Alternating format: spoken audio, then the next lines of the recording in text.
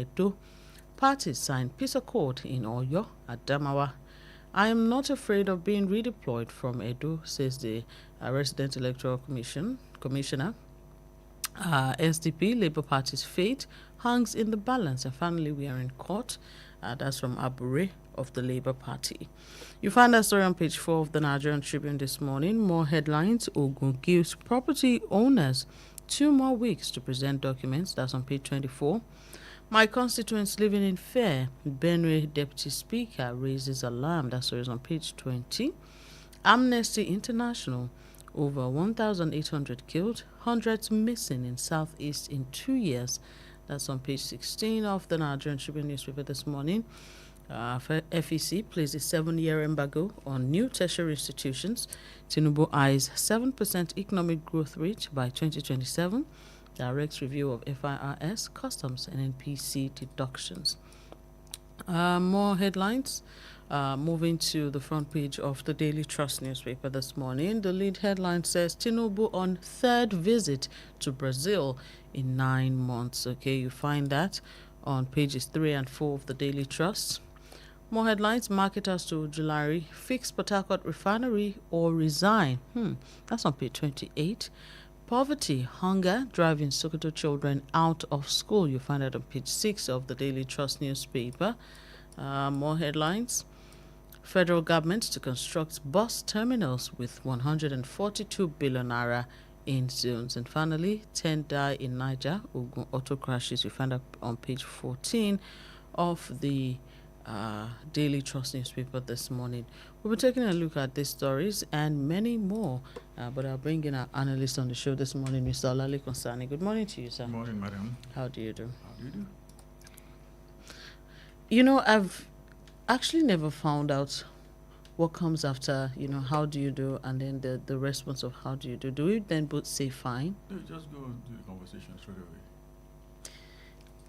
It does sound weird that there's no response, because as a Nigerian, I genuinely want to know how you do, how you're doing. Well, if something was wrong with me, I would have told you right away.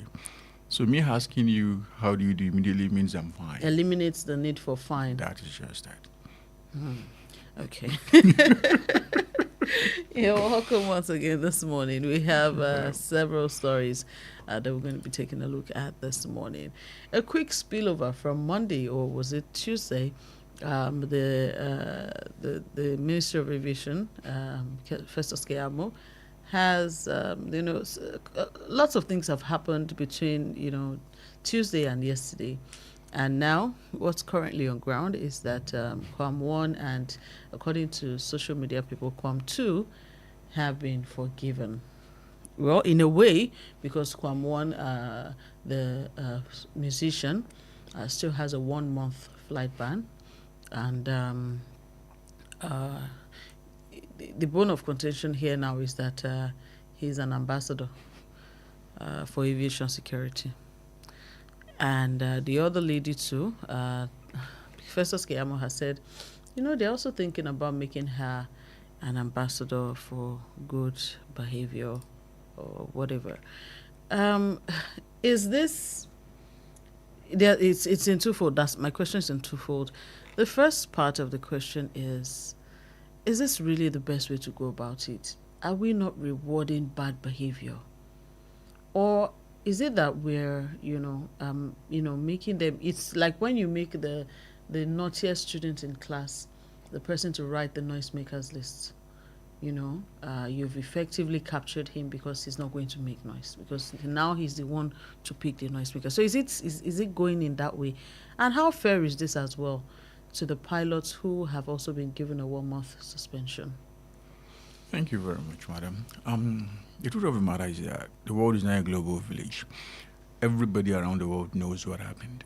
I saw the incident of that unruly lady on Daily Mail, which is a UK tabloid. And people in the UK, while commenting, said, tell me this air hostess is a human being, because she is too calm for me. I saw comments like that from people outside of the country. We all saw what the lady did. As far as I'm concerned, the issue of Kwam 1 and that lady they are not totally the same. I believe that of Kwam is far wittier than that of the lady. But in that lady, we saw an unruly human being, a totally uncultured person. She was striking everybody at reach. She was even running after people who were making video of what she was doing. I mean, she shouldn't be out of where she is. That's just the matter. Now, people have come to counter. Okay. They say that, she was also wronged because of the, indecent exposure and the video actually making its rounds. The truth of the matter is this. When they asked her to get out of the aircraft, if she had respected authority at that particular point in time, would anybody have stripped her clothes bare? There are penalties for bad behavior. It is in the ICAO code, International Civil Aviation Aviation Organization, that once somebody, an official in the airport or of the airline, speaks to you to do something, it's actually the word of the law. Do it. If you go against that, you are resisting the law. So as far as I'm concerned, switch off your phone is as clear as switch off your phone. There is no ambiguity in that. But from what we understand, she didn't do that. It took someone else, another passenger, to take the phone from her and switch it off. That's that. People are saying that, they didn't allow her to get down. And my question to them is this. How many people were on that plane? Why is it that she was the only one not allowed to come down of the plane? She must have done something to allow them to keep her in the aircraft, waiting for security people to come and pick her out. And when security came, we all saw how she displayed. She was eating and striking anybody at reach. But like I said, what happened between the lady and the airline should have stayed between the lady and the airline. Max, if government was going to interfere, maybe the NCAA giving her a life ban, which I support. The government did say that they didn't interfere. They said that she was, taken to prison by the AON, the Airline Operators of Nigeria, who then withdrew their suits. Like I said, all what she did was an unruly behavior. She didn't go beyond that. And I believe that the NCAA should have stepped in to place a life ban on her, which I know AON did that same day. But which has today, not been lifted. Keyamo is now telling us that airlines are scrambling to make her a peace ambassador. The truth of the matter is that we are telling the outside world that Nigeria is a land where we reward unruly behavior. But like I said, the case of the lady is not totally my concern here. I'm talking about K1. What K1 did is akin to terrorism. It is in the books of the country. You dare not stop a flight. You dare not stop a train. You dare not stop a vehicle on our waterways. Should you do that, then you are committing an act of terrorism. As far as I'm concerned, K1 shouldn't have any problem with ValueJet. K1 shouldn't even have any problem with NCAA. K1 should be dealing with SSS right now. And he should have been in court. But the same person who should have been in court for terrorism, this is someone who should have slammed, maybe the list should have been 15 years on this guy behind bars. You are now saying you want to make that person the ambassador for peace in the aviation sector. But he apologized. Are we mad? But he apologized. Apology is not enough for this. Can I slap you and say, Madam Bola, I'm sorry, forgive me? Would you take that? No, there are some things that you don't do. And once you do those things, you must pay for them. These guys stopped a plane from flying, and the same person, just a week after, is now going to become peace ambassador for aviation sector. It tells you how we reason in this country. They are labeling our country as a country of many people with no scruple, and that's unfortunate. Meanwhile, human rights lawyer Femi Falana criticized the federal government's handling of the allegations against Kwam. He's obviously not agreed with it or not agreeing with it, and saying that the federal government should have done better. Like I said, the least they should have charged the guy with is terrorism. It's active terrorism. That is it. Now you are saying you are releasing him, number one. Not even releasing. They never arrested him. Instead of, I told you last week, they said 6 months ban. The following day, they said, "Oh, it's no longer going to be 6 months. It's pending the outcome of the investigation of the outcome of the result of the investigation we are carrying out." And yesterday, they told us it's now 1 month. Have they completed the investigation? I told you, this is a guy who is very close to the president. I'm not surprised, but it is painful. I knew we were going to get to this point. But, sometimes you see things coming, and yet, when those things eat you, you still get totally weak. I must tell you, I wasn't happy for the whole of yesterday. Because this is going to have ramifications for a very long time to come. It's going to make a lot of people say, I must be rich in this country. I must know people in power in this country, no matter what it takes, because that is the ticket to anyhowness, and anyhowness appears to be the right order in this country. It is going to have a lot of effects. We may not see them directly, but people are going to get meaner and nastier in this country, and they will get away with it. All right. Meanwhile, some industry experts in the aviation sector, former pilots, have come out to lampoon the federal government for this.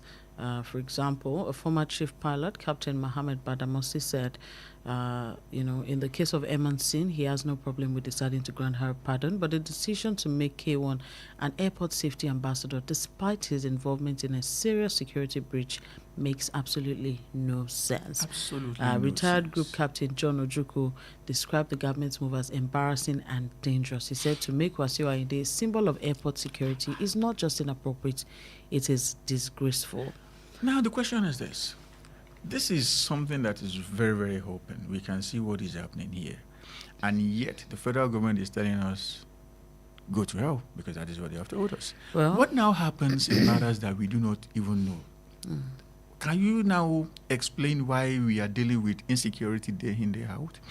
If they can do this over something that is so blatant, manifest, and obvious, what exactly are they doing where they are behind curtains? I mean, it was a show of shame yesterday. Meanwhile, the two pilots involved in the issue of K1 have also been given a 1-month suspension. For what exactly?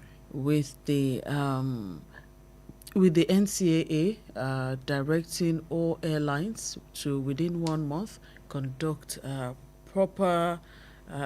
conduct trainings for their staff on proper security measures.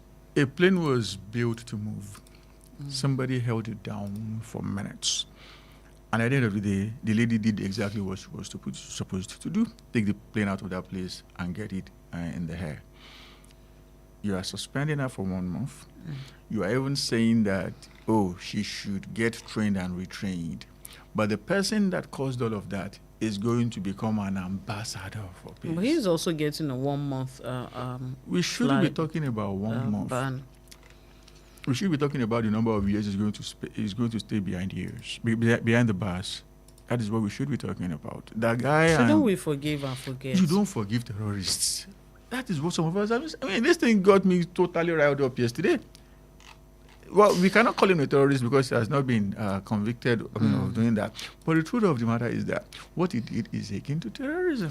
All right, let's move on to other stories. On the Punch newspaper, this headline says, Tinubu orders FIRS Customs to review revenue deductions. Now, President Tinubu yesterday directed a review of deductions and revenue retention practices by Nigeria's major revenue-generating agencies in a bid to boost public savings, improve spending efficiency, and unlock resources for growth.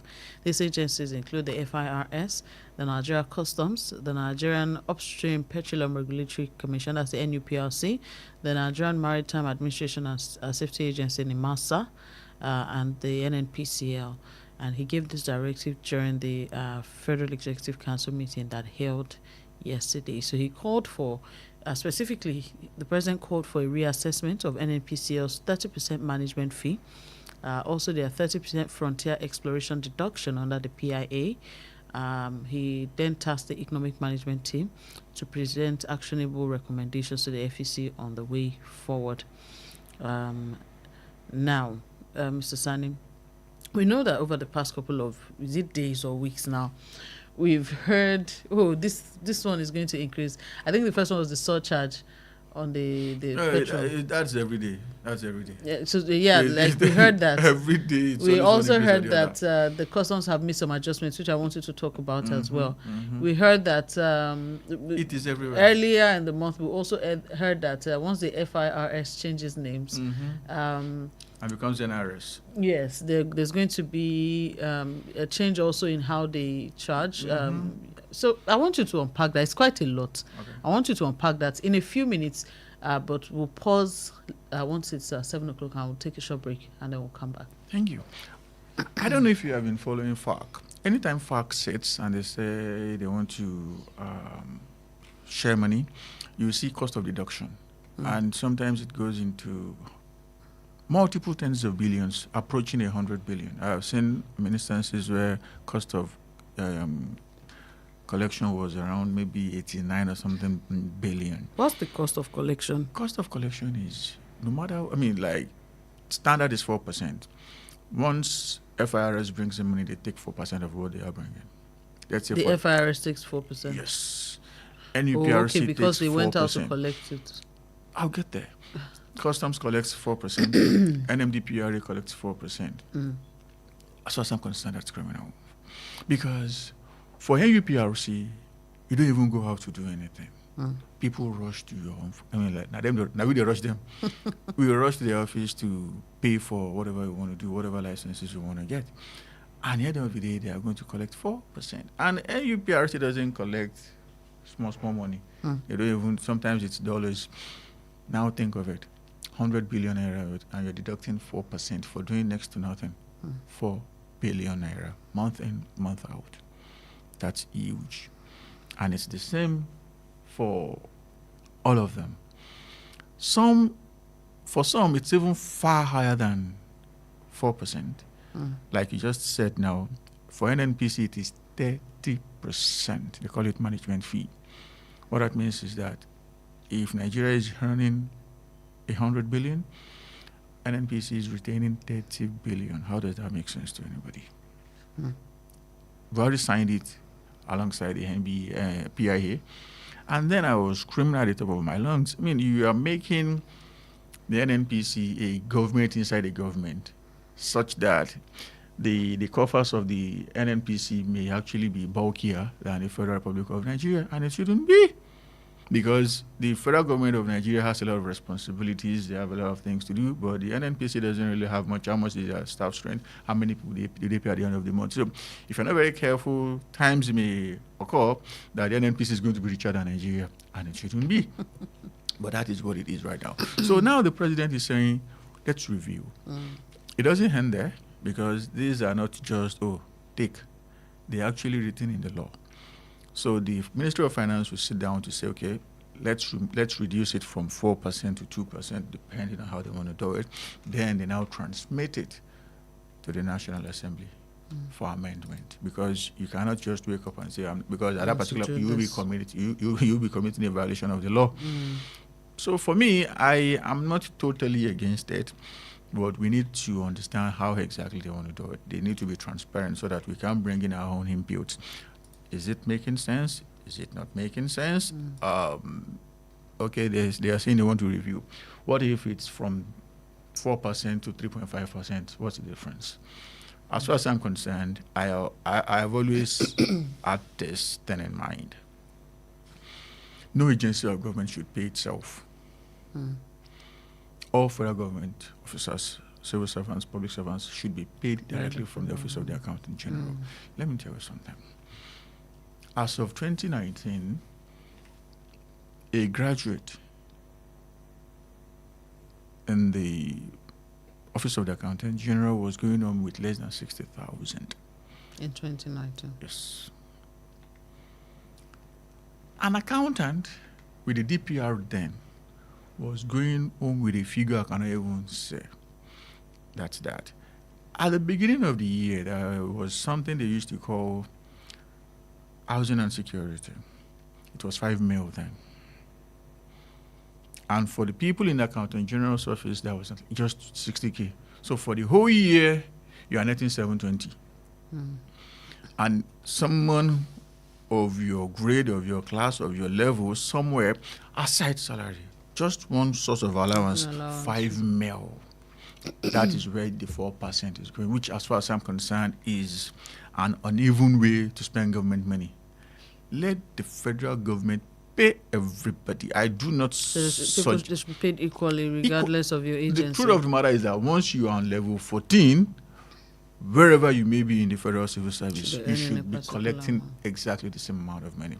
That is going to bring in some level of, okay. Let me just hold you on there. We'll take a short break. Okay. I'll ask this question and then we'll take the answer after the break. But don't you think that, some are being paid more, probably because of where they work and, just to discourage or encourage some things. For example, if you work in the CBN and you're on a certain level and you've been paid a certain amount, and they know that if you're paying you this amount, it's not enough, and then you're open to colluding with people for fraud. But we'll take that answer when we come back from the short break. Don't go away. Perspectives Unlimited continues on Wells Radio 89.3 FM, your preferred wholesome radio.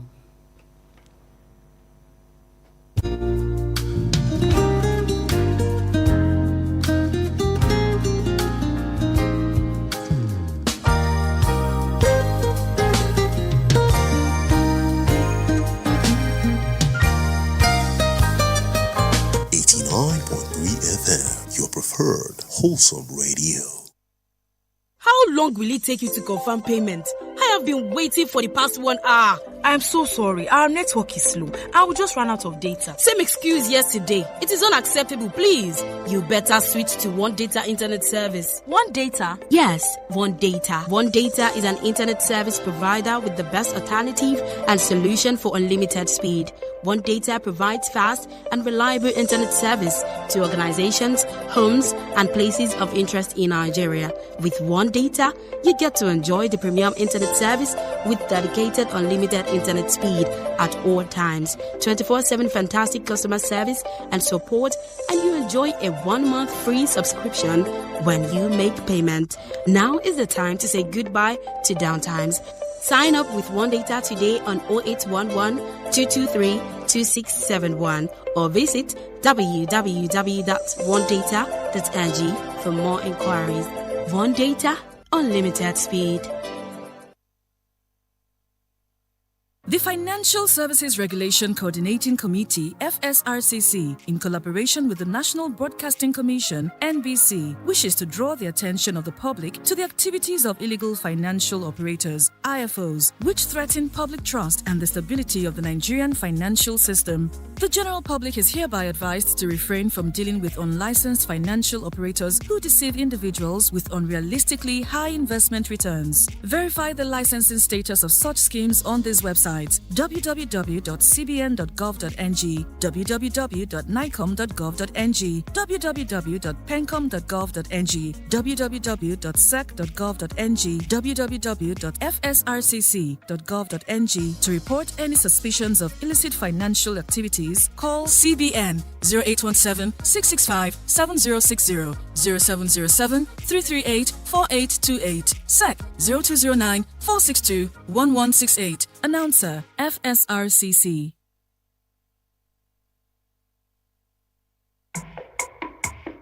Boost your business with Wells Radio 89.3 FM. In a competitive world of business, strategic brand and product positioning is key to growth. Don't remain unseen in the shadows. Shine a spotlight on your brand with Wells Radio 89.3 FM today. Why Wells Radio? We are your state's #1 family radio station. We connect with the heart of families in your state. As the smallest unit of the society, families trust Wells Radio for quality content and information. Visit us today along Alafin Avenue, Oluyole Estate, Ibadan. Our white and blue building just before Sharp Corner ensures your business won't go unnoticed. Advertise with us today. Call our marketing office on 0903-936-8185. Call Toby on 0803-509-3394. Yomi on 0706-616-5053. Take the leap today. Let Wells Radio 89.3 FM be the megaphone for your business success. You won't regret it.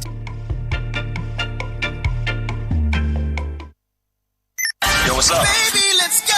Hey there! Want to stay connected to your favorite radio station? Follow us on social media for the latest updates, entertaining wholesome content, and behind-the-scene peaks. We're on Instagram at Wells Radio 893, Facebook Wells Radio 893 FM fanpage, X Wells Radio 893. Follow our WhatsApp channel Wells Radio 89.3 FM. Get a scoop on upcoming shows, giveaways, and events. Also get to interact with your favorite presenters and share your thoughts on our posts and stories. Join the conversation and stay tuned into Wells Radio 89.3 FM, your preferred wholesome radio. 89.3 FM, your preferred wholesome radio.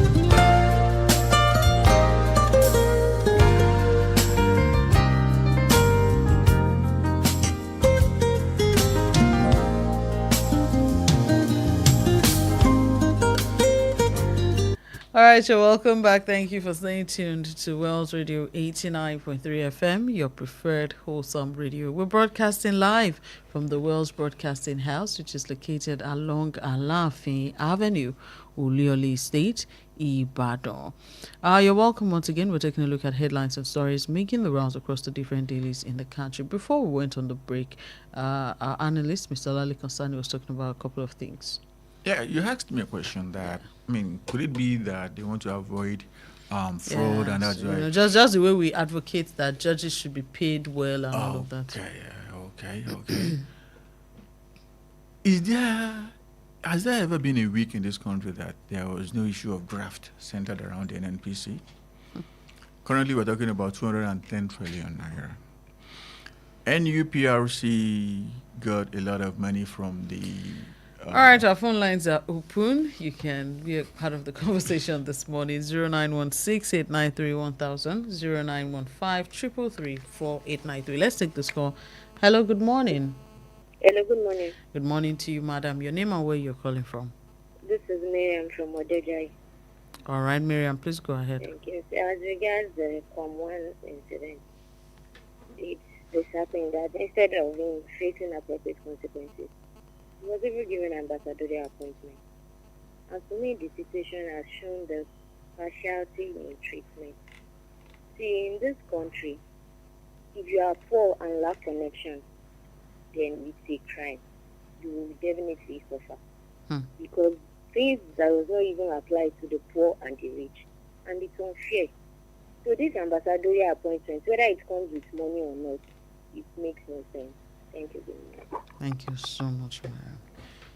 So like I was saying, despite the fact that these agencies get a lot of money, questions always hang on them, questions of integrity. So what exactly is then the purpose of giving them money so that they won't do this, they won't do that? As far as I'm concerned, what the federal government is paying civil servants is nonsense as far as I'm concerned. Elevate it. Bring in money from people who are paying beyond common sense. Add it to what you are paying your people. If I bring more money from the coffers of the government so that you can give people something they can use to live a decent life, that is where I stand. Now the president is talking about doing this. Are you aware of the fact that just this week, the customs is doing something, Nigerian Customs Service is doing something that common sense cannot even explain?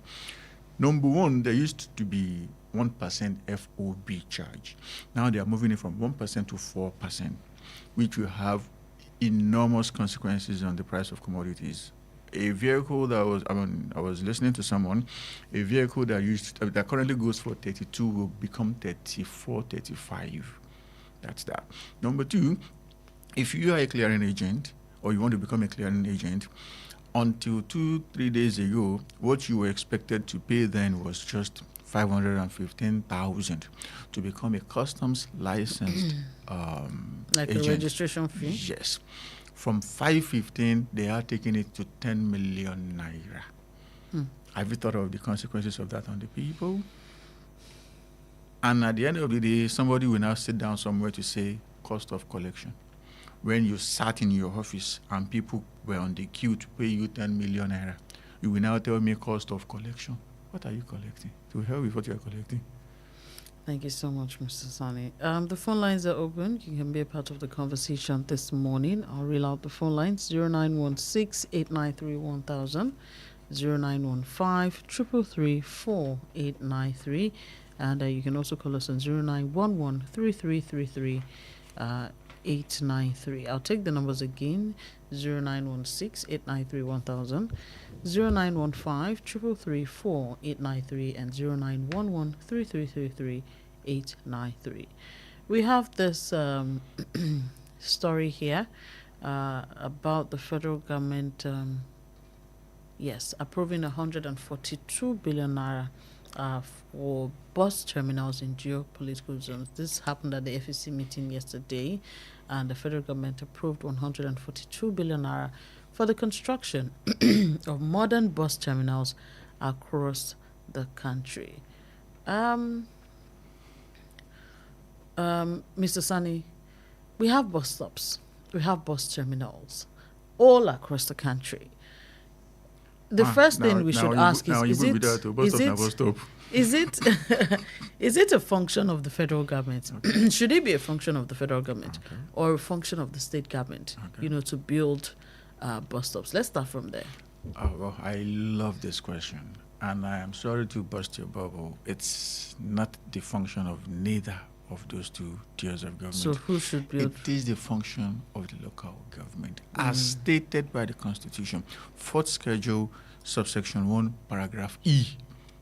It is the duty of local governments to maintain and to build and maintain motor parks across the country. Now, the one immediately above the local government is not doing it, which is the state. Well, some are doing it, like we have in our state. Like I said then, I'm still saying now, it was a very beautiful way of wasting public funds. Now the federal government is saying that they want to burn 142 billion naira on bus stops. They will be building 6 across the country. They said the one for the across the 6 geopolitical zones. The one for the southwest is going to be in Abeokuta. And how did the maths? 142, divide that by 6, you have 23.6. So the federal government is going to be spending 23.6 billion naira to build a bus stop in a country where the average Nigerian, where the average citizen faces the battle of what do I eat. I can tell you free of charge that if you pump 23 billion naira into agriculture in just one geopolitical zone, you will take care of many things. Get it, you are not buying land. For most of the, seedlings, you may not even be buying because the federal government has it. The federal government has these things in abundance. And you don't even need much money to keep the farms running. There are people in our jails. Take them there.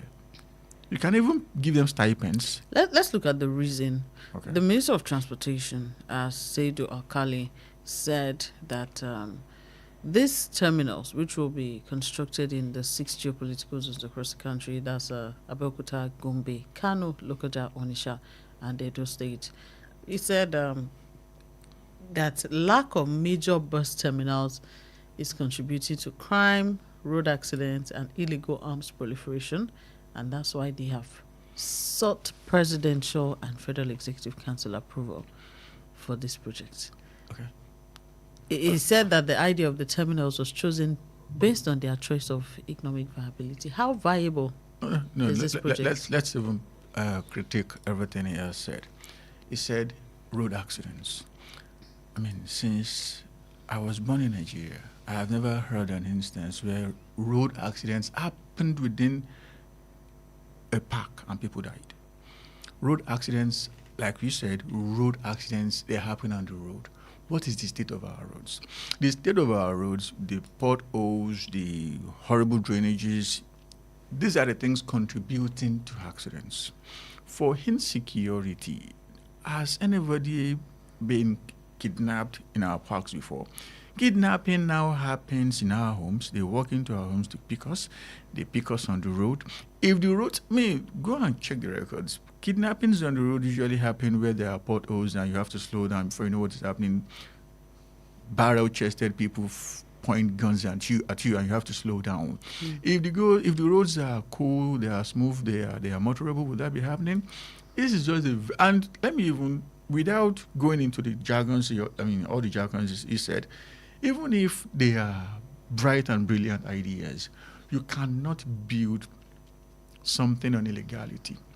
It is illegal for the federal government and the state government to spend a dime on parks and bus stops and terminals, like they want to call it, they want to name it, because it is a role exclusively left for the local government.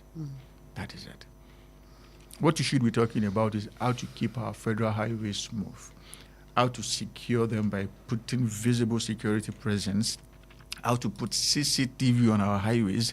These are the things we are talking about. And even if it is true and it is correct, how do you want to justify 23.6 billion naira on just one structure? Now, I'm struggling to understand that. 23.6 to build a bus stop. Maybe they fear God. I hope that the bus stops will come with buses, and cars. No. A bus stop is that's a totally different package. It's just the infrastructure. It's just the building where you say, Ojota. All right, you can be a part of the conversation this morning by calling our phone lines. They're open, 0916-893-1000, 0915-333-4893, and also 0911-3333-893. These are the numbers to call to be a part of the conversation this morning. Let's take this call. Hello, good morning. Hello, good morning, West Radio. Good morning to you, sir. Your name and where you're calling from? Mr. George, I'm calling you from Olawole. You're welcome, Mr. George. Let's have your contribution. Thank you. Why is the federal government not listening to people? Take, for example, just as your analysts have just said now, what business have they with building bus stops? They have no business building bus stops, but they will go ahead and do it. They are investing money in the areas where they will be able to get more to themselves. We have things that are affecting the masses, affecting our economy, affecting our security. They are not doing anything about that. What have they to do with bus stop? Maybe people should tell them if they cannot hear us, so that they will know that they have no business with bus stops. And again, the second thing, this lady that is in Ibon Air, if you follow the stories that are coming out from what made that girl to be rowdy, you will find out that she was also offended by the air hostess before she got wired. We are looking at one side, leaving the other. The government decided to do what they did, pardoning this girl and Kwanwan because of Kwanwan's relationship with the president. That is just it. No other story. The president cannot just come out and say, release Kwanwan. So they are doing this in order to make it look as if the government is being lenient with them. And they did the same thing with the terrorists who are killing people in the farm, that is making it impossible for farmers to go to farm.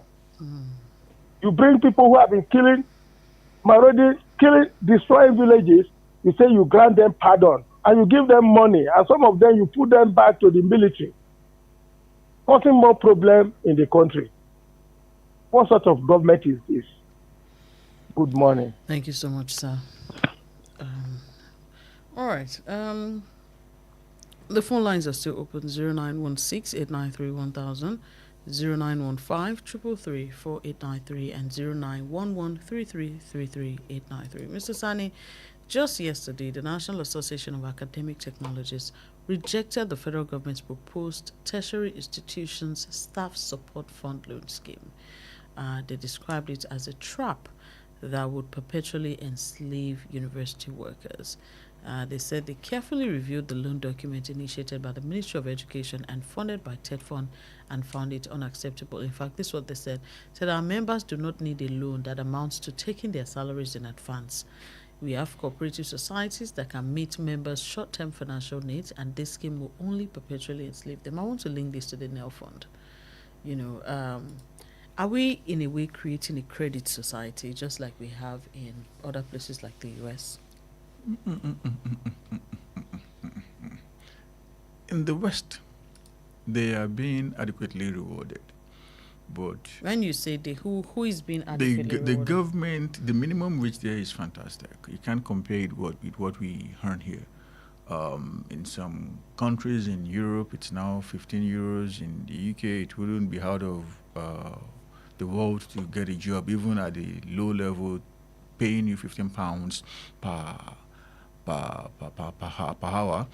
And mind you, I was reading a story yesterday, an eatery worker in Ilorin who still receives 15,000 naira at the end of the month. Per month. Yes, and in the UK, it's 30,000 naira per hour. You can see the disparity. But, man's needs could be sometimes insatiable. Sometimes things can just, pop up and you need more money. So after being adequately rewarded, there is still room for loans there. But here, you are not talking about proper reward. It is, very few people actually employed. It's not a reward. No, I'm talking about pay at the end of the month. Very few people, there's a difference between employment and underemployment. When you are employed, you are working and that work is taking care of adequately your bills. Compensated. When you are underemployed, you are working but you are not adequately compensated. Here, most of us are underemployed. Like we say in local parlance, our take home cannot take us home. That is the point. So in a country where people's pay is not even sufficient to take care of their daily needs, you are now saying you want to give them more loans. How exactly are they going to pay that loans? From future salaries that are not guaranteed to take care of their future needs?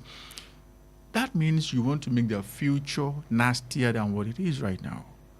And what the academics and everybody are saying is that, and the other people are saying is that, let us not talk about loans. Let's talk about being adequately rewarded for what we are doing. We are putting in serious hours. We prepare to go to classes. We do all of that. At the end of the day, someone was saying it on one of your programs yesterday that professors still get 400, 500,000 naira per month. What exactly do they want to do with that? 500,000 naira in this country cannot take you for 2 weeks. That's the truth of the matter. And you are paying someone at the peak of his career or his or her career 500,000, and you think people are going to rush into that industry. That is why people are now quote unquote job buying. That's the truth. People in the UK, lecturers in the UK, even medical personnel in the UK, if you do a surgery today as a surgeon in the UK, for the next 2 days nobody's looking for you. Go and rest. You come 2 days after. But here, if you're not very careful, you may do 6 surgeries today, and tomorrow they'll still be expecting you. Now tell me, you do 6 surgeries in a day, every day. At the end of the day, they pay you £200. You go to a place, 1 surgery every 3 days. At the end of the month, they pay you £7,000. Where are you going to go? All right. You sound weak. The union has said that the federal government should instead focus on paying all the outstanding arrears that have been is it. legitimately owed to members. That is it. And they listed this: 3.5 months withheld salaries, 7 months arrears of occupational hazard allowance, 2 months withheld third-party deductions, 11 months arrears of responsibility allowance, 12 months arrears of the 25% and 35% salary increase, 4 months arrears of wage awards, and arrears of the 30,000 naira minimum wage for the omitted NAT members since 2019. And this is just for NAT members. This is not ASU. And ASU has been warning that we are likely to see what we have never seen before in this country in the area of industrial action. That federal government is now acting like Messi and Ronaldo combined. That they dribble them day in, day out. They are warning now. Not that when they start their home, people will now say, oh, for the sake of patriotism, for the sake of our students. The federal government is not considering that. Don't ask us to consider that when we start our home. All right. Moving on, the FCT. A lot of things came out of the FCT meeting yesterday. They placed a 7-year ban on the establishment of federal high institutions. This is from the Daily Trust newspaper. It says the Federal Executive Council has placed a 7-year moratorium on the establishment of new federal tertiary institutions. The moratorium covers universities, polytechnics, and colleges of education.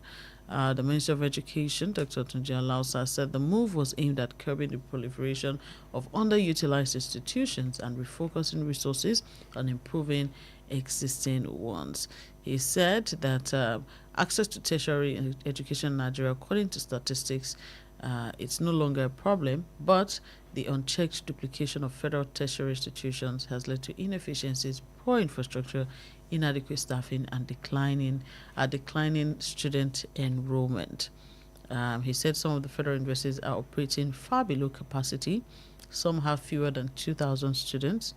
He said in one institution there are 1,200 staff, 7 fewer than 800 students, and he said it's a waste of government resources. And I'm just wondering if we're talking about if we're living in the same Nigeria where students, in my days, we were about, we're over almost 300, in a class, and would have to, scramble to find where to sit. One lecturer, you can't even hear what the lecturer says. Lecturer doesn't even know you because you guys are just too many. One of many. And we had lecturers taking multiple courses and all of that, and I'm wondering if it's still the same in Nigeria. And let's also talk, because he then said that some polytechnics, that polytechnics and college of education are having reduced application day in, day out.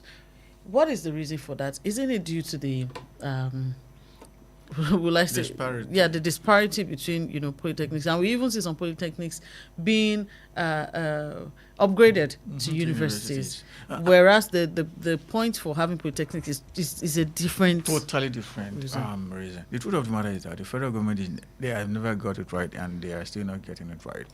Let's start from the so-called proliferation. Did you create those universities? Did I create them? No, I did not. You did not. The federal government created them. In the last 2 years, we have created a record number of universities, such that if you know the president, you are taking a university to your village. I can give you a very good reference. There is a federal university in Inyekiti right now, brought to Inyekiti by Mideli. Let's take and there's a university in Ado, just a stone's throw from here. Hello, good morning. Hello, ma'am.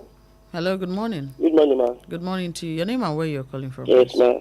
Ruth calling from Malakia. All right, you're welcome, Ruth. Please go ahead. Thank you, ma'am. As regards the education sector, it's good to know that the federal government has banned the establishment of the new university for 7 years. Because I believe it will really give our university a new look in terms of proper quality education to have a better education system. So if properly. All right, I think. Hello? Okay, please go Hello? ahead. Yeah, I can hear you. All the federal government, they should please implement it very well. If truly they have this education sector in mind. Good morning. Thank you so much for that. Like I was saying, there was an existing federal university in Ekiti for a year. There is the University of Ado Ekiti, now Ekiti State University in Ado Ekiti. Because of the closeness between the president and Mideli, there is a new university in Ekiti. And in Ekiti to Ado, I'm very, very serious, is as good as challenge to Mobile. And there are 2 universities there. So you created this mess and you are saying, oh, I'm doing something fantastic. And the truth of the matter is this. It was just an FCC session that said 70 years. Who tells you that they can't do that next week and say, okay, for the sake of exigencies and because our students no longer have classrooms to stay, we want to permit 4 new... it's about discipline, not about a blanket, arrangement. That's what I'm talking about here. And in all seriousness, we shouldn't be talking about creating more schools. Actually, that's the truth of the matter. Let's strengthen the ones on the ground right now. Very true. On Facebook, Oluwaseun Ruth says, good morning, Wells FM. It's so sad that we are in a country that poor people don't matter to this government because the so-called appointment to come on is just a political jamboree which doesn't even shake a hair in our body. But I will urge the federal government to be more proactive in tackling corruption because it's killing our system, which is not good at all. Ademola Okunlola says in Nigeria, it is who you know or who you are that will determine the punishment you get when you commit an offense or crime. The ambassadorial appointment given to K1 shows that our law in this country does not affect a particular class. May God have mercy on Nigeria. Zephaniah Oluwajimade says, a very good morning to you, ma and sir. Good morning to you too. Adekunle Ojo Christina says, good morning and well done, sir and ma. Thank you so much. And Adeomi Kazim Adika says, good morning, well done from New Garage. Thank you to everyone who joined the conversation this morning. Mr. San, thank you so much. It is always an honor to be here. All right, Perspectives Unlimited will be back tomorrow, unfailingly, at exactly 6:30 a.m. But don't go anywhere. The Sports Barbie is already here, ready to take you along in stories concerning the world of sports. I am Bolanle Udueku Ayola, and this is Wells Radio 89.3 FM.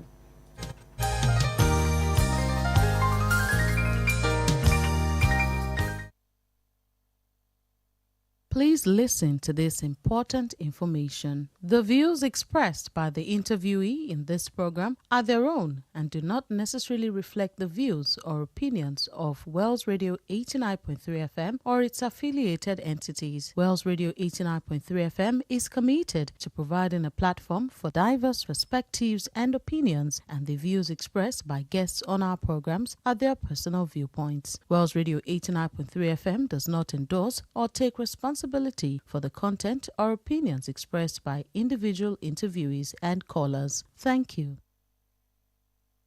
Tired of listening to the same old content? Tune in to Wells Radio 89.3 FM, the only radio other radio stations listen to.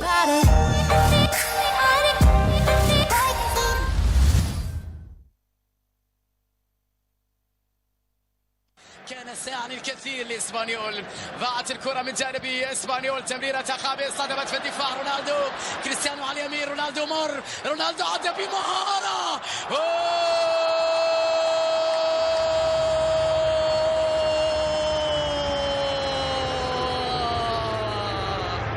يا عيني يا كريستيانو،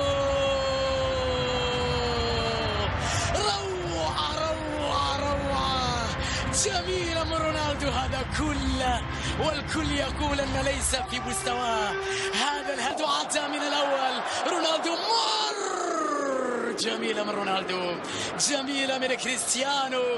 Ja cap a la dreta per Xavi, assistència de Xavi més cap a la dreta per Messi, Messi, immens Messi, encara Messi, encara Messi, encara Messi, encara Messi, encara Messi, encara Messi, encara Messi, encara Messi, encara Messi, encara Messi, encara Messi, encara Messi, gol, gol, gol, gol, gol, gol, gol, gol, gol, gol, gol, gol, gol, gol, gol, gol, gol, gol,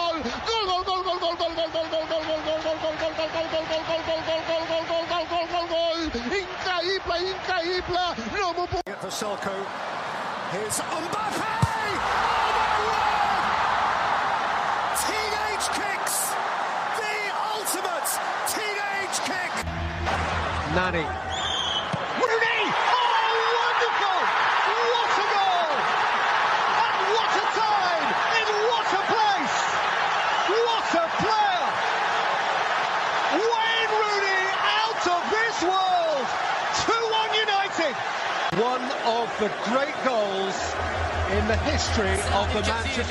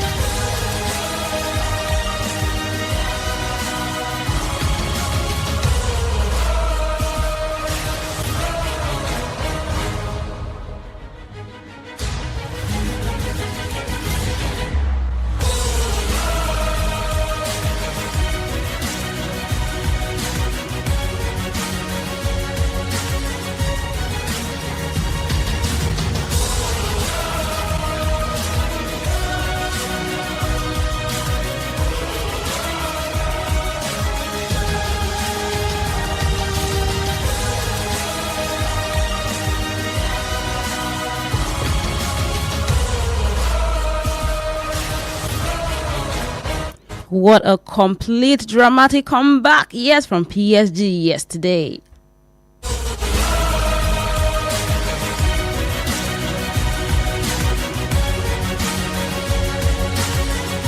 Talking about a perfect Ramotanda, yes, that's what PSG displayed yesterday to win the UEFA Super Cup final.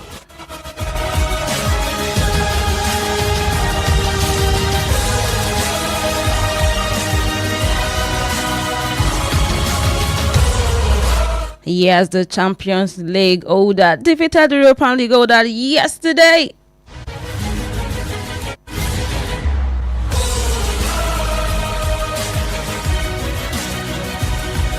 Good morning and welcome to AN Sport on Wales Radio 9.3 FM, your preferred awesome radio.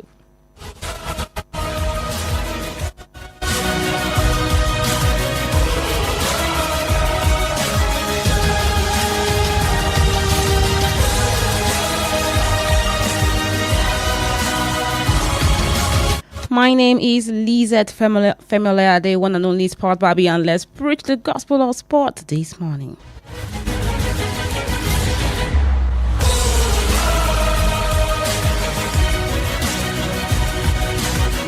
Starting up with news from the grassroots area, yes, the Confederation of African Football (CAF) disciplinary board has imposed sanctions on Zambia, Kenya, and Morocco for violating regulations during the ongoing African Nation Championship. Yes, that's CHAN.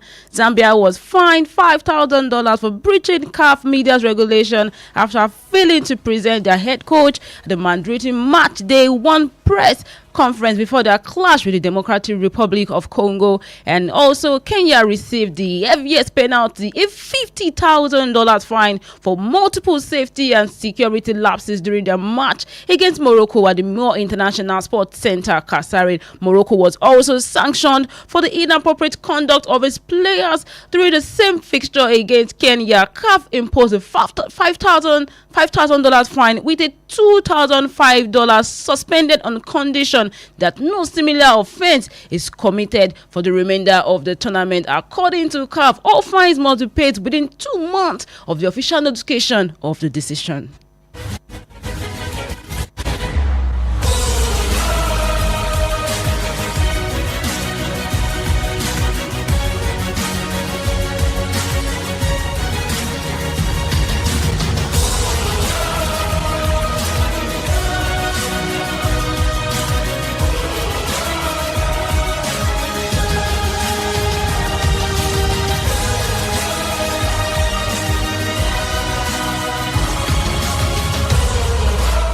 And talking about CAF Confederation this morning, yes, the Ghanaian Giant and Sante Kotoko have confirmed their venue for the CAF Confederation Cup preliminary tie against Nigeria's Kwara United, with the Babayara Stadium currently closed for renovation. The Pokumai Warriors, who host their own fixtures at the Accra Sports Stadium.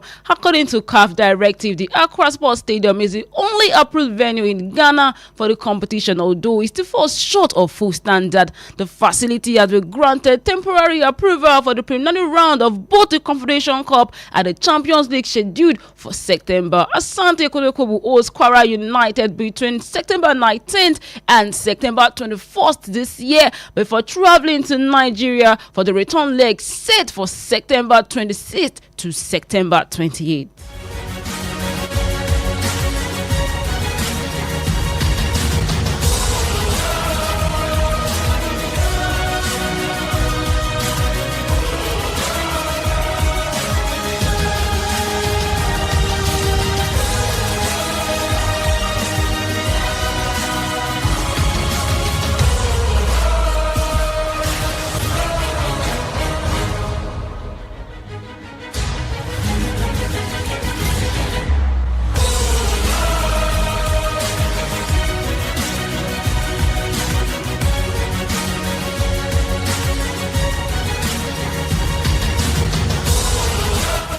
And also going to MPFL this morning, Shooting Star Sport Club of Ibadan, yes, that's the Olawole Warriors, has paid tribute to his departed assistant coach Akin Olawokere during a pre-season game with Abia Warriors. The Olawole Warriors, alongside Umu Chineke boys, honored the late coach with an inscription on the jersey before kickoff with Ikene that reads, "May your soul continue to rest in peace." Recall that the management of the club had announced the death of Olawokere, who tragically slumped and passed away on the pitch on the 11th of August. And according to the club, Coach Olawokere was not only a dedicated and passionate football tactician, but also a mentor, a friend, and a father figure to the players and many others.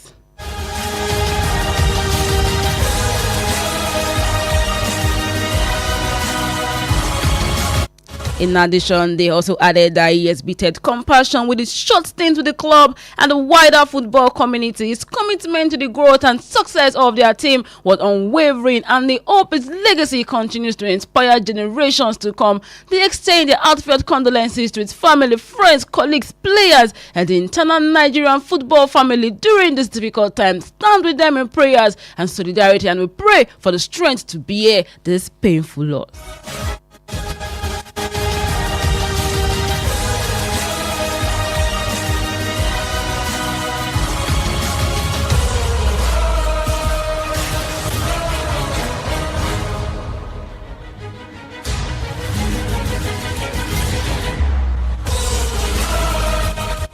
And going to the camp of the Super Eagles this morning, yet Super Eagles stars has married his Moroccan partner in an intimate UK ceremony. Yes, Super Eagles and Lazio midfielder Fisayo Dele Bashiru has officially married his Moroccan partner Nana Besuna in a quiet yet elegant ceremony in Manchester, United Kingdom. The nikah, a traditional Islamic marriage rite, was attended by a small circle of family and close friends present at the ceremony, with the groom's parents Otumba and Yeye Jagomina Dele and Dupe Bashiru Kaka alongside the bride's parents Mr. and Mrs. Bensuna.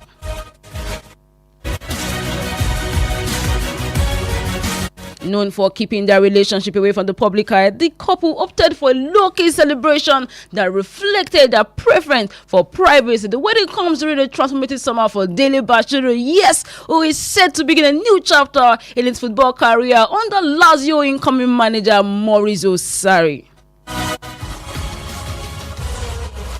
Congratulations in that order for Dele Bashiru and his wife.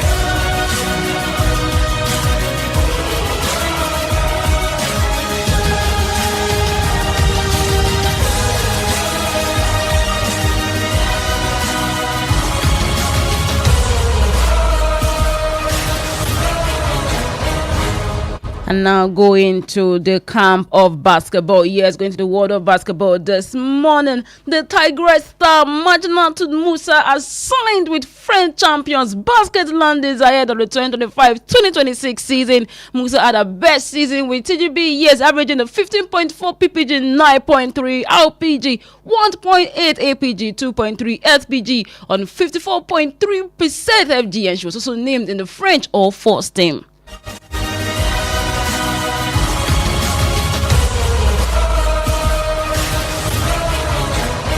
Musa, who joined the French champions from Tabes Quebec Bigel, is expected to strengthen the Landis interior sector and bring all her energy to both ends of the court, according to her club athletic profile and woman qualities, who perfectly match the identity of Julie Berlina's squad. And the Nigerian international, who just won her third Women's Afro Basket Championship, is expected to join the first team around September 4th, subject to the completion of administrative formalities. Yes, and the 25-year-old who had a stint with the Phoenix Mercury in the WNBA stayed for Tabes last season in Euro Cup Women and La Bougerie won the league, earning best 5 honors.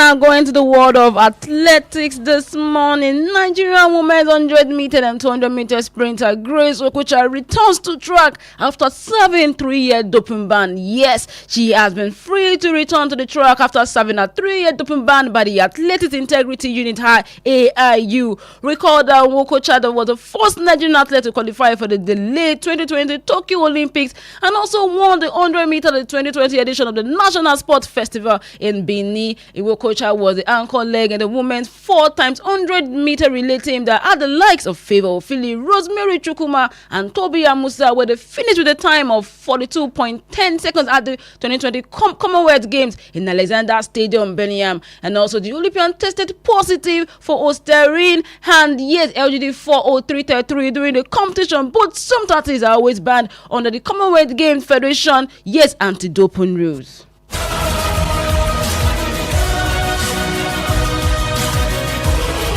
Meanwhile, Okocha was suspended by Athletic Integrity Unit IAU provisionally on August 24, 2022 and was found guilty of the anti-doping violation in March 2023. She accepted the ruling in the case resolution agreement with a ban backdated to 3rd of August 2022 and subsequently ended in August 2025.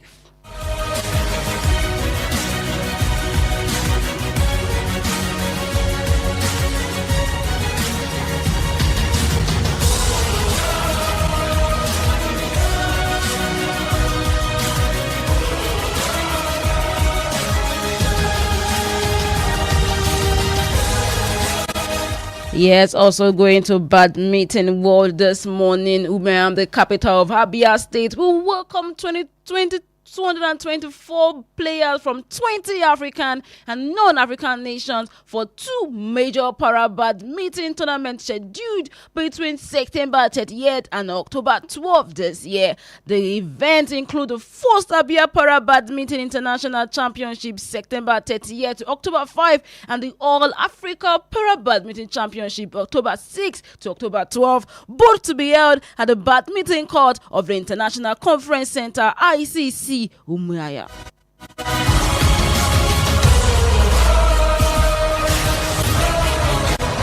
India and Nigeria top the list of participating nations, fielding 58 and 54 players respectively. The competition are jointly organized by the Badminton Federation of Nigeria (BFN) and the Abia State Badminton Association (ASBA) in partnership with the Abia State government and its Ministry of Sports.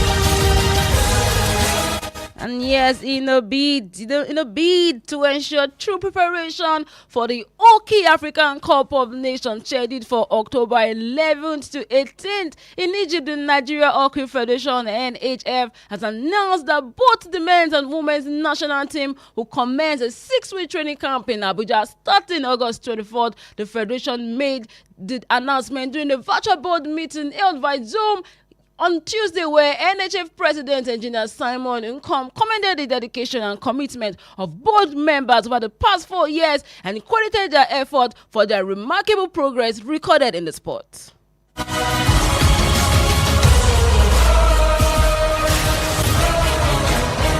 During the meeting, the board also confirmed that the National Super League would take place from November 1 to November 9th, and in addition, a 5-member committee was inaugurated to review matters related to players' transfer and athlete elections. The findings are expected to be presented at the board's next meeting on Tuesday, and the committee members include Samuel Fagunwa Babandana, Otto Jumbo, Felix Gale, and Gako Bamidele.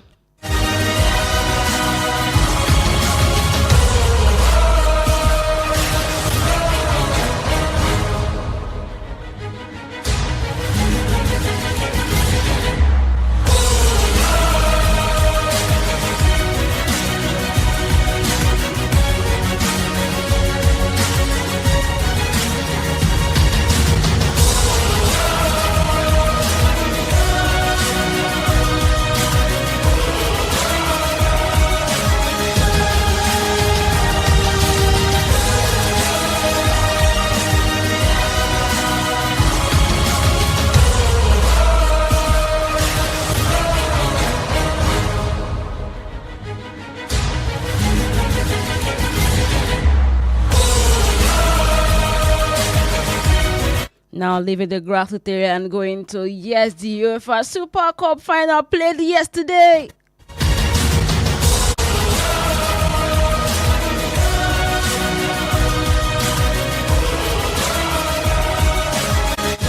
Paris Saint-Germain delivered a dramatic complete comeback to defeat Tottenham to get the cup.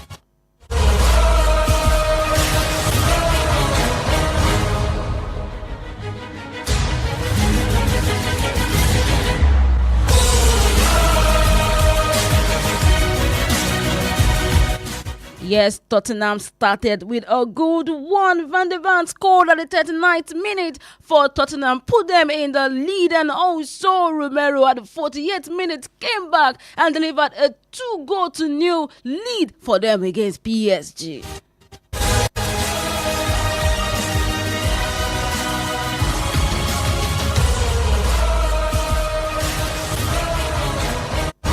At that moment, it really looked like Paris Saint-Germain was set to lose another trophy to an English club, but a late comeback, yes, forced them to flip the result around.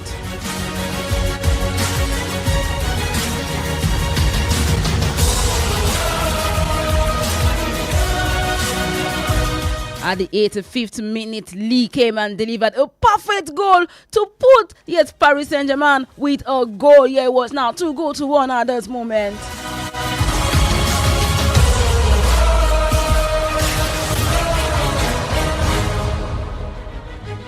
And at the 94th minute, leading them yes to a draw. Yes, a perfect draw. Ramos came and delivered another goal.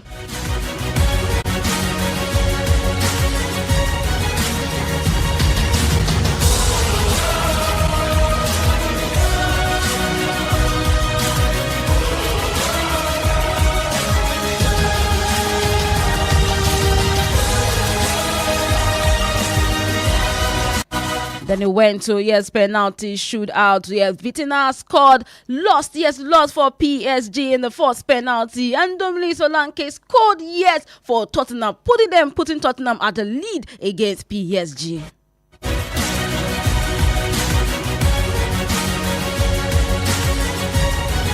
At that moment, Gonzalo Ramos came and scored, yes, the first goal penalty for PSG. And Rodrigo Bentancur also scored another one for Tottenham, putting Tottenham with a 2-0 lead slip, yes, in the first minute of penalties against PSG.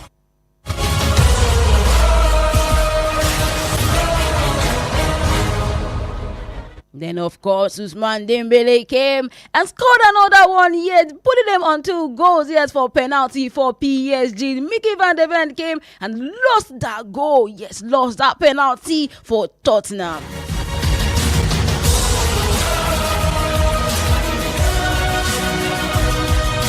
Of course, Kangili of PSG, do you actually expect him to lose that penalty? Came and gave a perfect goal, yes, for PSG, putting them at a lead against Tottenham.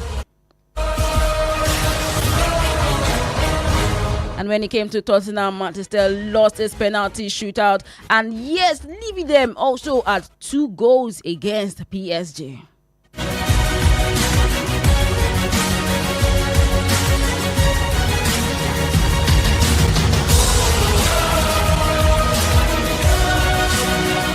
Pedro Porro of Tottenham came and scored another one, making it 3 goals for Tottenham, putting them at the same level with PSG. Now it's left for PSG to score their last goal and see if they were going to win the UEFA Super Cup final. And of course, Nuno Mendes came and scored the last goal, winning it, yes, for PSG for the UEFA Super Cup final. It was a very disappointing night for Thomas Frank in his first competitive match. But to be honest, a very good one from Tottenham because they gave PSG a run for their money.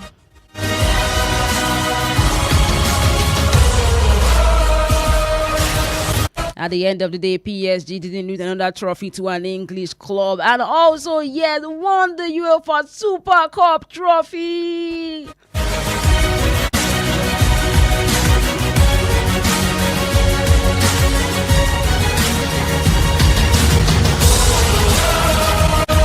honest, I'm very, very much happy for PSG. Very, very much in particular happy for Ousmane Dembele. He's one of the greatest contender for the Ballon d'Or this year. Yes, a big congratulations to PSG for winning that trophy yesterday and going to tennis this morning. Yes, world number one Yannick Sinner reached the Cincinnati Open quarterfinals with a 6-4, 7-6, 7-4 victory over a stubborn Nigerian Manarino. Yes, Sinner took control of the match when he broke the 37-year-old Frenchman in the third game. Manarino ranked 89th in the world, set a break point to the seventh game with an ace, but the left-hander could not stop his opponent going on to claim his first title. The play was suspended for rain with Sinner 40-30 on serve and 2-1 down in the second set before the players resumed about 2 hours and 45 minutes later. Manarino proved a more up-the-rate competitor, a stubborn competitor in the second set, but despite 7-3 break point at 5-5, eventually succumbed to the fourth when he netted a backhand to go 6-5 down. Sinner was 30-0 up when serving for the match, but some inspired tennis earned Marino his first break point, which he took with a stunning forehand.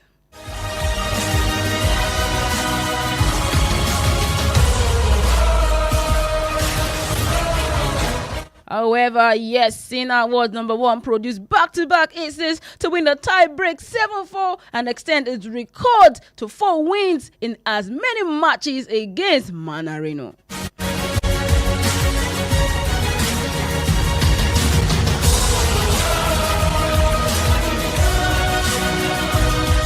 And yes, still on tennis, but going to the women's side. And this concerns Venus Williams, yet she's set to become the oldest U.S. Open single players in 44 years after being given a white card for flushing Meadows. Yes, the 7-time Grand Slam single champion for the 5 returned to the sport in July, winning a first-round match at the Washington Open on her first appearance in 16 months before going out in round 2. Victory over fellow American Peyton Stein meant Williams becomes the oldest player to win a WTA Tour singles match in more than 21 years. Now the former world number one will appear once again at Flushing Meadows in New York, where she won 2 of her Grand Slam titles in 2000, yes, in year 2000 and in year 2001. Williams is said to become the oldest player to compete in singles at the US Open since 47-year-old Renee Richards in 1981, and it to be the 577th ranked Williams' first appearance at one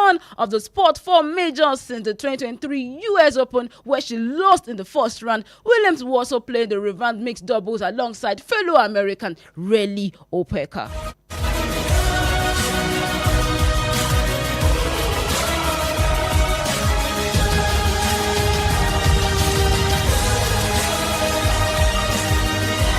And yes, talking about sport update, football update this morning. That has to do with transfer update.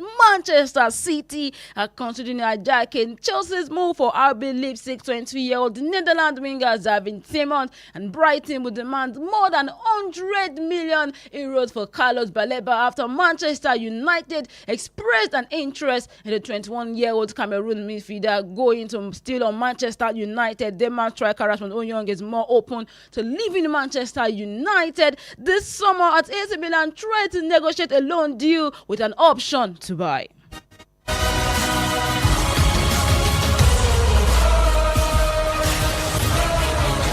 Also, Manchester City have added Monaco Magnus Akuche to their list of targets and will rival Bayer Leverkusen for the signature of the 23-year-old French winger. Roma also in talk with Aston Villa over a deal for Leon Bailey, but have yet to make a formal bid for the 28-year-old Jamaican winger, who is also attracting interest from Besiktas and Saudi Pro League clubs. And lastly, Fulham are willing to break the transfer record of 34 million euros to sign Shakhtar Donetsk and Shakhtar Donetsk 22-year-old Brazilian winger Kevin.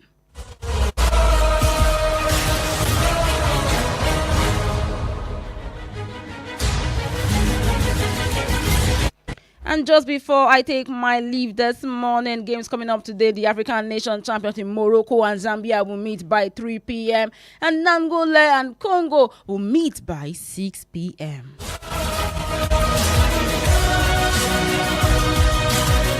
Thank you for tuning to AM Sports this morning. My name remains the same, Lizette Femolea, day one and only Sport Barbie. Have a wonderful day.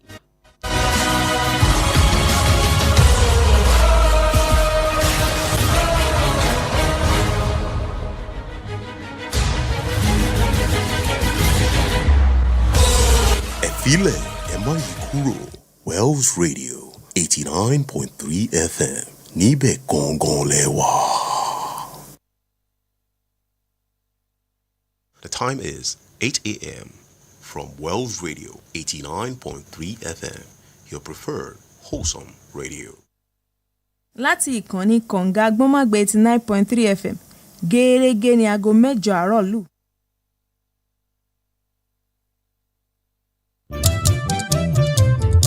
Ẹ má gbé kúrò, ẹ má yí kúrò, ẹ má gbé kúrò, ẹ má yí kúrò, 89.3 là wá ń gbọ́, ẹ má gbé kúrò, ẹ má yí kúrò, ní West Radio 89.3 là wá ń gbọ́, 89.3 là wá ń gbọ́. Àní kẹ́ ẹ má gbé kúrò, ẹ má yí kúrò, ẹ má gbé kúrò, kẹ́ ẹ má yí kúrò. 89.3 là wá ń gbọ́, ẹ má gbé kúrò, ní West Radio, ẹ má yí kúrò, 89.3 là wá ń gbọ́, Olúyọ̀lé là wá, 89.3 là wá ń gbọ́. West Radio 89.3 FM, Kọ̀ǹga Àgbọ̀nmágbẹ.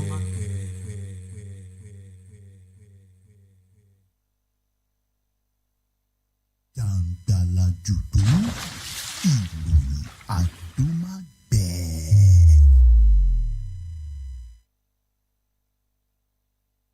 Jàǹgbàlà jùdú, ìròyìn àdúmágbẹ.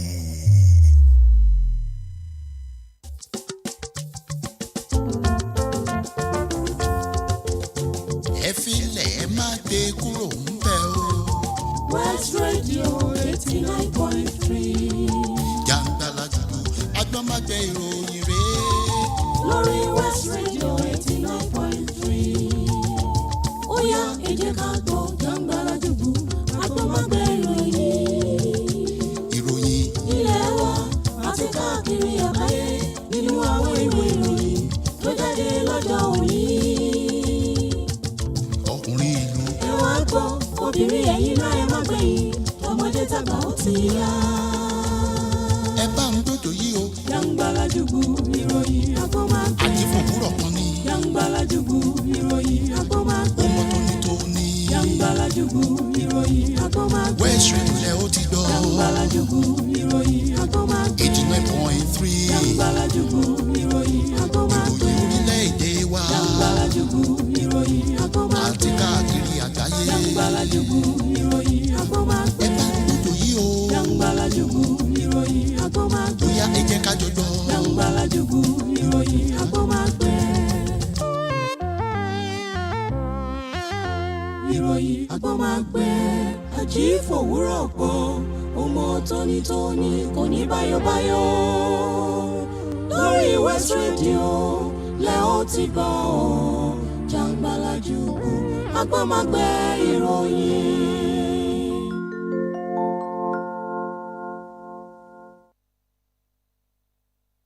Jàǹgbàlà jùdú, ìròyìn àdúmágbẹ. Jàǹgbàlà jùdú, ìròyìn àdúmágbẹ.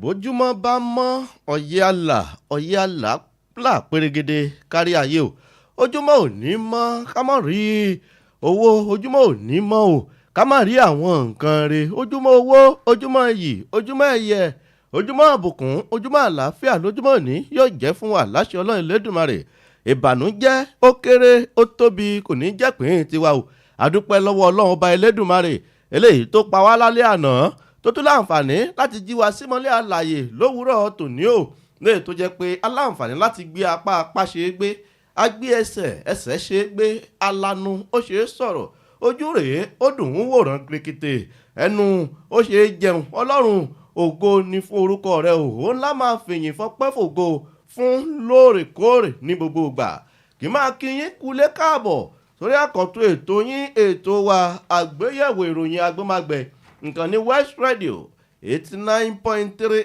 FM ìkànnì kànga agbọ́nmágbẹ̀ tó kún fún omi ọgbọ́n ìmọ̀ àti òye lẹ́yìn tá a kalẹ̀ sí òpópónà Aláàfin Avenue ní Olúyọ̀lé Estate nílẹ̀ tí Ìbàdàn lápá bí lórílẹ̀‐èdè Nàìjíríà òun aláǹfààní láti wáyé ẹ ti mọ̀ bá ṣe máa ń ṣe lórí ètò àgbéyẹ̀wò ìròyìn agbọ́nmágbẹ̀ lẹ́yìn tó jẹ́ pé gbogbo àwọn ìròyìn lẹ́yìn tó jẹyọ lójú àwọn ìwé ìròyìn ojoojúmọ́ ilẹ̀ wa lámọ̀ láǹfààní láti bójú wò lé bó ṣe ń yọ bọ́ńbọ́ lóòrọ̀ tòní tó dẹ̀ jẹ́ pé lámìítọ́ náà ọ̀gbẹ́ni Sanni tí wọ́n mọ láǹfààní láti máa fi ojú lámìítọ́ wo ọ̀rọ̀ ń tájọ máa fi ọ̀rọ̀ jomitoro ọ̀rọ̀ nígbà tí àsìkò bá dẹ̀ tó ẹ̀yin tẹ̀ ń gbọ́ wa ń lé ẹ̀yin náà láǹfààní láti dá sí ìròyìn ọ̀hún bó ṣe ń jáde lóní fẹlifẹli láàárọ̀ tòní ẹ tún jẹ́ àjọṣe kó lè dùn kí gbogbo tún lè kàn sí dáadáa láàárọ̀ tòní lọ́kọ̀gbọ́ àwọn aláṣẹ àti olùdásílẹ̀ ìkànnì ni mò ń kí yín wípé ẹ kú lé ẹ kú ojúmọ́ láàárọ̀ tòní o Temitope Olawole ọmọ baba chaplain MC Noodles ní orúkọ tèmi ọ̀gbẹ́ni Sanni ẹ̀já kí àwọn ọmọ Nàìjíríà kú lé ká bẹ̀rẹ̀ ètò. ẹ kú ojúmọ́ ìyàrá ilé o ọ̀rọ̀ yín lólùfẹ́ yín lẹ́kọ̀ọ́ Sanni ló ń kí yín láàárọ̀ yìí ẹ darapọ̀ mọ́ wa láti ṣètò àárọ̀ yìí náà. ẹ ṣeun gan ni o ọlọ́wọ́ ṣe láṣẹ Ọlọ́run Elédùmarè ẹ jẹ́ kí n tara ṣàṣà kí n sáré di ojú ìwé ìròyìn Nigerian Tribune nílẹ̀ tó bóde láàárọ̀ tòní léyìí tí déètì orí rẹ̀ ti ṣe ọjọ́bọ̀ ọjọ́ 14 oṣù kẹjọ ọdún 2025 léèta láǹfààní láti wáyé gangan ni o ìròyìn léyìí tó wà ní ìta gbangba ìwé ìròyìn ọ̀hún ní eléyìí tó jẹ́ pé ó ní í ṣe pẹ̀lú bí ẹgbẹ́ òṣèlú Labour Party SDP APC PDP tó ní kálukú wọn bí wọ́n ṣe wọ́n làkàdé o pẹ̀lú àjọ INEC látàrí ètò ìdìbò léyìí tí yóò wáyé